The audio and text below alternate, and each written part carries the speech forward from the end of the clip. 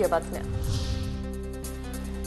आमदार सुनील शेळकेंनी शासनाची हजारो कोटींची रॉयल्टी बुडवली। संजय राऊतांचं मुख्यमंत्री देवेंद्र फडणवीसांना पत्र। देवेंद्रजी, महाराष्ट्रातली लूटमार थांबवा, संजय राऊतांची मागणी।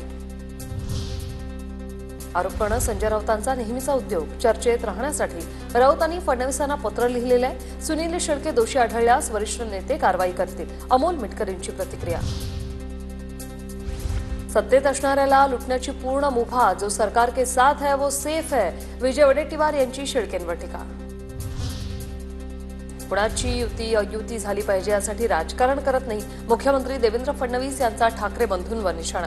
तुमच्यात किंवा कुणाच्याही बापामध्ये मुंबईला तोडण्याची ताकद नाही, फडणवीसांची उद्धव ठाकरेंवर टीका।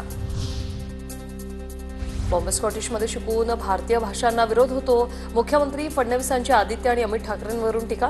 मराठी सक्तीचीच पण हिंदी भाषेचाही अभिमान, फडणवीसांची प्रतिक्रिया। एका पक्षाकडून गर्दी होणार नाही म्हणून बऱ्याच पक्षांचा मेळावा, ठाकरे बंधूंच्या विजय मेळाव्यावर आशिष शेलार यांची खोचक टीका। मनसे ठाकरेंच्या शिवसेनेचे नेते आज वरळी डोममध्ये पाहणी करणार। बाळा नांदगावकर, संदीप देशपांडे आणि अनिल परब 5 जुलैच्या मेळाव्याच्या तयारीचा आढावा घेणार।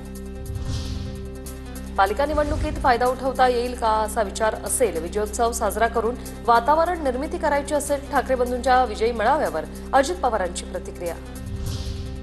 4 जुलैला मविया नेते पंढरपूरला विठुरायाच्या दर्शनासाठी जाणार, शक्तीपीठ महामार्ग रद्द करण्याची फडणवीसांना सद्बुद्धी द्या असं साकडं घालणार।